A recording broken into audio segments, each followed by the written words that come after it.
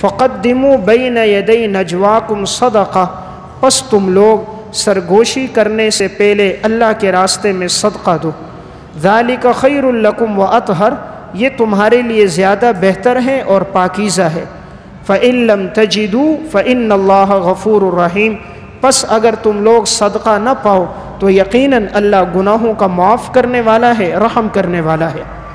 ااشفقتم ان تقدموا بین یدی نجواکم صدقات، کیا تمہیں اس بات کا ڈر ہے کہ تم لوگ سرگوشی کرنے سے پہلے صدقات دو گے؟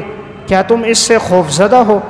فإذ لم تفعلوا، پس اگر تم ایسا نہ کر سکو، تاب اللہ علیکم، اللہ تمہارے اوپر متوجہ ہوا ہے، فأقیموا الصلاۃ وآتوا الزکاۃ، نماز قائم کرو، زکوٰۃ ادا کرو، وأطیعوا اللہ ورسولہ، اللہ اور اس کے رسول کی اطاعت کرو، واللہ خبیر بما تعملون، تم جو بھی عمل کرتے ہو اللہ تمہارے ہر عمل پر مطلع ہے۔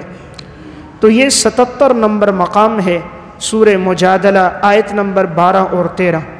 اس مقام پہ اللہ رب العزت نے فرمایا کہ اے ایمان والو، جب بھی تم آپ صلی اللہ علیہ وسلم سے تنہائی میں کوئی بات کرو تو اس سے پہلے اللہ کے راستے میں صدقہ دیا کرو، صدقہ دینے کے بعد آپ سے تنہائی میں بات کیا کرو، اس طرح اللہ کے ہاں تمہارا مقام بہت بلند ہوگا۔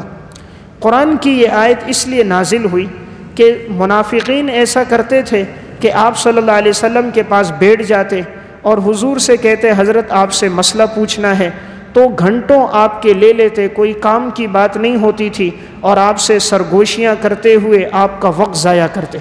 کہتے حضرت آپ سے ایک بات تنہائی میں کرنی ہے۔ حضور چونکہ رحمت للعالمین تھے، آپ کے عالی اخلاق تھے، جو بھی آپ کو بلاتا آپ چلے جاتے، تو یہ تنہائی میں بٹھا کر آپ سے طویل باتیں کرتے جن کا حاصل کوئی نہ ہوتا اور آپ کا قیمتی وقت ضائع ہو جاتا۔ اسی طرح بعض نادان لوگ، دیہاتی لوگ جو آداب سے واقف نہیں تھے، انہیں پتہ نہیں تھا اللہ کے نبی کا وقت کتنا قیمتی وقت ہے، وہ آپ سے تنہائی میں بیٹھ کر دائیں بائیں گفتگو شروع کر دیتے تھے، اس سے آپ صلی اللہ علیہ وسلم کو طبیعت پہ بڑی گرانی ہوتی تھی۔ تو اللہ نے یہ آیت نازل کی کہ جو ہمارے پیغمبر سے تنہائی میں بات کرے گا، پہلے وہ ہمارے راستے میں صدقہ دے گا، پھر وہ ہمارے پیغمبر سے تنہائی میں بات کرے گا۔ اب پتہ چل جائے گی کسے پیغمبر سے محبت ہے اور کون پیغمبر کا وقت ضائع کرتا ہے۔ جب یہ آیت نازل ہوئی تو منافقین پیچھے ہٹ گئے، کیونکہ منافق کے لیے اللہ کے راستے میں پیسہ خرچ کرنا بہت بھاری ہے۔ پیسہ خرچ کرنا یہ ایک انسانی طبیعت اور فطرت ہے کہ انسان کو مال سے بڑی محبت ہے۔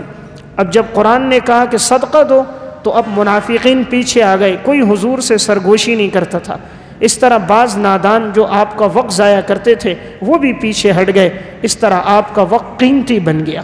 تو گویا یہ ہمیں ایک ہدایت مل رہی ہے کہ کسی عالم سے، کسی نیک صالح متقی انسان سے وقت لینا ہو تو اس کا طریقہ یہ ہے کہ پہلے ان سے وقت لے لیا جائے۔ حضرت آپ سے 2 منٹ 3 منٹ کی بات کرنی ہے، پھر اپنی بات کو 3 سے 4 منٹ میں ختم کیا جائے۔ عموماً علماء آگے سے صلحاء انکار نہیں کرتے، اب کہنے والا ایک مسئلہ پوچھتا ہے، پھر دوسرا، پھر تیسرا، یا خواب کی تعبیر ہے تو اس کو طویل کر کے بیان کرتا ہے، 10 12 منٹ ضائع ہو جاتے ہیں۔ آپ کے پاس وقت ہے، اس کا یہ مطلب نہیں کہ دوسرا بھی فارغ ہے، اس کے بھی 20 کام ہیں۔